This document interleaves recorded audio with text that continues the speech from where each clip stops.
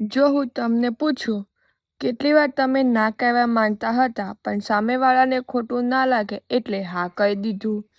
કેટલી વાર તમે પોતાની ખુશી કરતાં બીજાની ખુશી પસંદ કરી?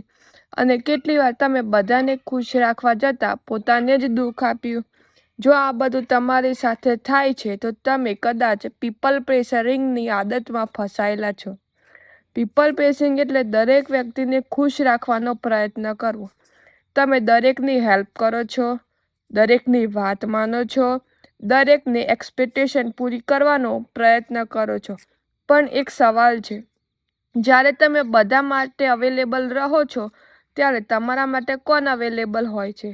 પીપલ પ્રેશર્સને એક ડર હોય છે. જો હું ના કહી દઈશ તો, જો હું સામેવાળાને નારાજ કરી દઈશ તો, જો લોકો મને પસંદ નહીં કરે તો, અને આ ડર જ તમને પોતાની જરૂરિયાતો ભૂલાવી દે છે. કલ્પના કરો, એક વ્યક્તિ રોજ બધાને ખુશ રાખે છે, ફેમિલીને, ફ્રેન્ડ્સને, ઓફિસમાં બધાને. પણ રાત્રે જ્યારે તે એકલો હોય છે, ત્યારે તેને એક સવાલ સતાવે છે, મારી ખુશીનું શું? કારણ કે જે વ્યક્તિ બધાની ફિકર કરે છે, ઘણીવાર દુનિયા એની ફિકર કરતી નથી. અને સૌથી દુઃખદ વાત એ છે, પીપલ પ્રેશર્સને લોકો સારા વ્યક્તિ તરીકે નહીં, પણ અવેલેબલ વ્યક્તિ તરીકે જોવાનું શરૂ કરી દે છે.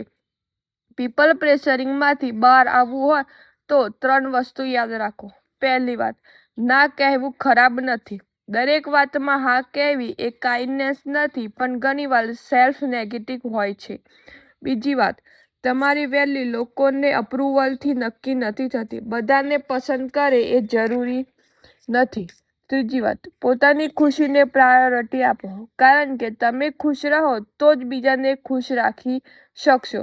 યાદ રાખો, સારા વ્યક્તિ બનો, પણ એટલા પણ સારા નથી કે લોકો તમારો ફાયદો ઉઠાવવા લાગે.